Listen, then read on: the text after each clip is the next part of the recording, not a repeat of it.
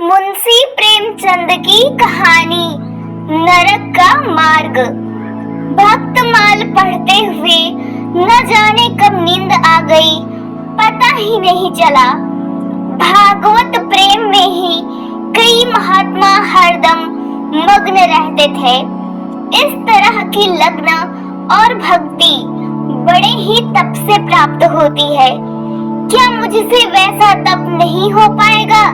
जीवन में भक्ति से बड़ा क्या कोई सुख है?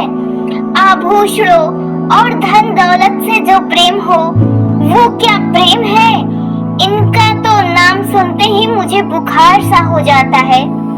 सुशीला ने इन आभूषणों और फूलों से मुझे कितना सजाया था। उसे मैंने मना भी किया था ये सब करने से, लेकिन वो मानी ही नहीं। इस श्रृंगार के दौरान जितना हम लोग हंसे थे, बाद में मुझे उतना ही रोना पड़ा। आखिर किसी का पति ऐसा होता है जो अपनी पत्नी को सजा हुआ देखकर नाराज हो जाए? मेरे पति ने मुझे सजा धजा देखकर गुस्सा किया और कहा कि तुम मेरा परलोक बिगाड़ दोगी। क्या किसी के पति ऐसा होते हैं जो अपनी पत्नी की खूबसूरती और श्रृंगार देखकर गुस्सा करने लगे? उनकी बातें सुनकर मन में तो होता है कि जहर ही खा लूं, लेकिन फिर मैंने नीचे जाकर भक्तमाल पढ़ना शुरू कर दिया।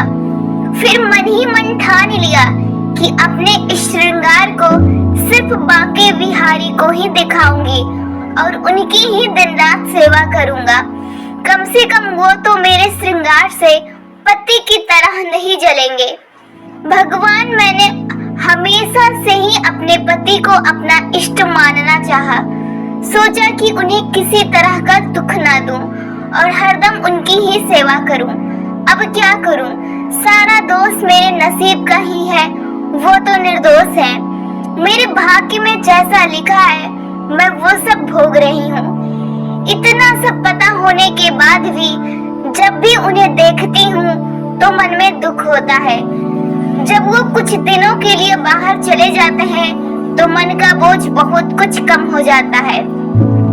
उनके न होने से हंसने खेलने और जीवन को जीने लगती हूँ। फिर जब कुछ दिनों बाद वो लौट आते हैं तो उसी तरह का सन्नाटा और दुख छा जाता है। मेरे मन में होता है कि वो मेरे पिछले जन्म के दुश्मन रहे होंगे और उस दुश्मनी का बदला लेने के लिए उन्होंने मुझसे विवाह किया होगा। तभी न मेरा मन उन्हें देखते ही उदास हो जाता है और उनकी सूरत मुझे बिल्कुल नहीं भाती। शायद इसी वजह से वो मुझे देखकर जलते रहते हैं। विवाह न किया होता तो शायद आज सुखी होती, किंतु दुनिया का दस्तूर है कि बेटी को किसी न पुरुष के साथ जन्मों के लिए बांध दिया जाता है। यह क्या जाने कि युवती अपने पति को लेकर कितने सपने संजोकर रखती है। उसके लिए उसका पति कितना खास होता है, लेकिन यहाँ सब उल्टा है। इन्हें देखते ही मेरे सीने में जलन सी होने लगती है। कभी इन्हें देखकर आंखों को वो शीतलता नहीं मिलती जो पति को देखकर एक युवती को मिलनी चाहिए। उधर सुशीला को देखती हूँ तो दुख और बढ़ जाता है। वो हमेशा हंसती मुस्कुराती है, कभी अपनी गरीबी का रोना नहीं रोती। न उसके पास कपड़े अच्छे हैं और न ही गहने। मकान भी छोटा सा है। मन में होता है कि काश मैं अपना धन देकर उसकी परेशानियां ले लेती। फिर होता है कि उसका पति ही उसका सबसे बड़ा धन है। उसी से सुशीला को पूरी दुनिया का सुख मिल जाता होगा। सालों से इस सवाल को मन में दफन करने के बाद होते होते एक दिन मुझसे रहा न गया। आखिर मैंने अपने पति से यह सवाल कर ही लिया कि आपने मुझसे शादी क्यों की थी। इस सवाल को सुनते ही मेरे पति ने मुंह बना लिया। वो चिढ़ते हुए बोले, अपना घर परिवार संभालने के लिए, और क्या, भोग के लिए नहीं। इतना सुनते ही मैंने पूछा, क्या मैं सिर्फ इस घर का ख्याल रखने के लिए हूँ? उन्होंने कोई जवाब नहीं दिया। फिर मेरे मन में हुआ कि पहले इस घर का सारा सामान जहाँ तहाँ पड़ा रहता था। नौकर सब पूरा पैसा बर्बाद करते थे। अब मैं आ गई हूँ तो इन मेरा धर्म है और मुझे यह सोचकर खुश होना चाहिए कि इतनी संपत्ति मेरे पास है। पहले मैं पूरे घर का ख्याल इनके बिना कहे रखती थी, लेकिन अब कुछ नहीं करूंगी। आज से घर की किसी भी वस्तु को मैं आगे से हाथ नहीं लगाऊंगी। लेकिन कोई पुरुष विवाह सिर्फ घर संभालने के लिए थोड़ी करता है। उन्होंने जरूर ये जवाब मुझे गुस्से में चिढ़ाकर दिया है। वैसे सुशीला ठीक ही कहती थी कि एक घर महिला के बिना अधूरा होता है, ठीक उसी तरह से जैसे एक पिंजरा बिना किसी चिड़िया के खाली लगता है। मैं समझ नहीं पाती हूँ कि आखिर इन्हें मुझ पर इतना संदेह क्यों होता है। मैं किसी से बात तक नहीं करती और ना ही कहीं बाहर आती जाती हूँ। ऐसे में शक करने की कोई वजह भी नहीं है। क्या इन्हें समझ नहीं आता कि मैं घर की इज्जत और मान मर्यादा के बारे में सब कुछ जानती हूँ? किसी भी तरह की गलत हरकत की तो दूर मैं उसके बारे में सोच भी नहीं सकती हूँ। कभी कभी मुझे लगता है कि आधे से ज्यादा उम्र निकल जाने पर विवाह करने वाले बुजुर्ग लोगों का यही हाल होता होगा। वे वजह ही अपनी पत्नी पर शक करते होंगे। सुशीला के बहुत बार कहने पर आज मैं उसके साथ ठाकुर जी की झांकी के दर्शन करने के लिए जाने वाली थी। मैं अपने बाल संवार ही रही थी कि तभी मेरे पति कहीं से आ गए। उन्होंने मुझे देखते ही पूछा, किधर जाने की तैयारी हो रही है? मैंने जवाब में कहा कि ठाकुर जी की झांकी आज निकल रही है, उसी को देखने के लिए सुशीला के साथ जाना है।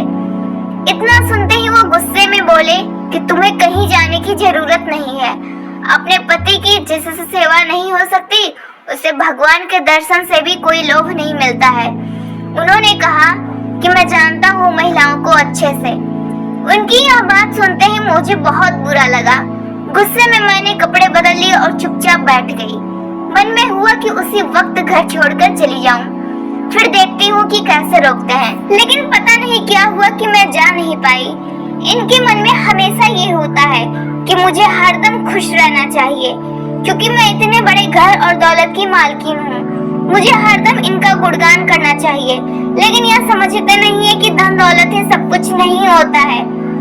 अब ये 3 दिन से बीमार हैं, उन्हें निमोनिया हो गया है और कितने दिनों से यहाँ करहा रहे हैं, लेकिन मैं इन्हें एक बार भी देखने नहीं गई। सभी घर में मौजूद नौकर उनका ख्याल रख रहे थे, लेकिन मेरे दिल में किसी तरह की करुणा इनके लिए नहीं आई। मेरा मन इतना कठोर नहीं था, लेकिन जिस तरह से इन्होंने मुझे इस घर में कैदी की तरह रखा, हरदम शक किया और एक पल भी सुख नहीं दिया, उसके बाद इनके लिए दया मन में नहीं आती है। मन में होता है कि मुझे दिए गए दुखों का भगवान ने इन्हें दंड दिया है। अगर कोई समझे कि महिला को यूं ही किसी पुरुष के गले बांध दे और उसे किसी भी तरीके से रखे, तो पूरी तरह गलत है। सुना है कि वो अपनी बीमारी का दोष मुझे ही दे रहे हैं, लेकिन मुझे परवाह नहीं है। ये चाहे तो किसी को भी अपना धन दौलत दे सकते हैं, इसकी मुझे बिल्कुल जरूरत नहीं और ना ही लोभ है। होते होते एक दिन वो गुजर गए। आज उनको गए 3 दिन हो चुके हैं। मैंने उनके जाने के बाद चूड़ियां नहीं तोड़ी। मैं सिंदूर तो पहले भी नहीं लगाती थी और अभी भी नहीं लगाती। मेरे बुजुर्ग पति के बेटे ने ही उनका अंतिम संस्कार किया। घर के सभी लोग तरह तरह के मुझे ताने देते हैं, मेरे बंधे हुए लंबे बाल देखकर सुनाते हैं, लेकिन मुझे जरा भी बुरा नहीं लगता। ऊपर से मैं सभी को चिढ़ाने के लिए रंग बिरंगी साड़ियाँ भी पहन लेती हूँ। मेरे मन में होता है कि मैं इस कैद से रिहा हो गई हूँ। एक दिन मैं सुशीला के घर गई। उसके घर में किसी तरह की सुख सुविधा नहीं थी, चारपाई तक वहाँ पर नहीं थी, लेकिन वो इतनी खुश थी कि उसे देखते ही मन में ऊर्जा का संचार हो जाता है। इन लोगों को गरीब और नीच कैसे समझे, जो हरदम मुस्कुराते रहते हैं और प्रेम भरी बातें करते हैं। भले ही यह आनंद पल भर का था, लेकिन इससे जीवन सफल सा लगता है। फिर एक दिन मैंने सुशीला से पूछा कि अगर तुम्हारे पति किसी दिन परदेश नौकरी के लिए चले गए, तो क्या तुम उनकी यादों में रो रो कर अपनी जान दे दोगी? सुशीला जवाब में बोली, नहीं, जान तो नहीं दूंगी, लेकिन उनकी याद से हरदम मन आनंदित होता रहेगा। भले ही वो सालों परदेश में रह लेंगे, लेकिन उनकी याद हमेशा ही मुझे खुशी देती रहेगी। मैंने भी कहा कि सुशीला मुझे भी ऐसे ही खुशी चाहिए जिसके आनंद में मैं झूमती और गाती रहूं। ऐसा आनंद जो कभी कम ही ना हो। मन आजकल काफी परेशान और चंचल था। होता था कि कहीं एकदम उड़ जाऊं। भक्ति के ग्रंथों को पढ़ने का भी मन न था और न ही बाहर कहीं सैर करने का। ऐसा लगता था कि मन को पता ही नहीं उसे क्या चाहिए। लेकिन मेरे दिल में अपने पुराने दुख ही चल रहे थे। अब मुझे किसी की भी निंदा से फर्क नहीं पड़ता था। दिमाग में यह बात भी उठ रही थी कि मेरे माता पिता ने पैसों के लोभ में बूढ़े से विवाह करवा दिया और उसने भी सिर्फ अपनी जिद पूरी करने के लिए मेरी मांग में सिंदूर डाला, लेकिन जिंदगी भर शक ही करता रहा। एक दिन घर के सभी लोग सो रहे थे। कमरे में मेरा दम घुट रहा था, इसलिए मैं दौड़कर उस घर से बाहर की ओर भाग गई। तभी मुझे एक बुढ़िया दिखी। मेरे मन में हुआ कि कहीं वो कोई चुड़ैल ना हो। तभी बुढ़िया ने कहा कि किसका रास्ता देख रही हो। मैंने जवाब में कहा, मरने की राह देख रही हूँ। बुढ़िया बोली, अभी तुम्हारे नसीब में मौत नहीं है, तुम्हें कहीं सारे सुख भोगने हैं। मैंने भी चिढ़ते हुए उस बुढ़िया से पूछा, कितनी रात में तुम किस्मत की लकीरें पढ़ रही हो? आंखों से थोड़ी पढ़ती हूँ, अक्ल से पढ़ लेती हूँ। ये काम करते हुए ही सारी उम्र बीती है। तुम्हारे अब अच्छे दिन आ रहे हैं।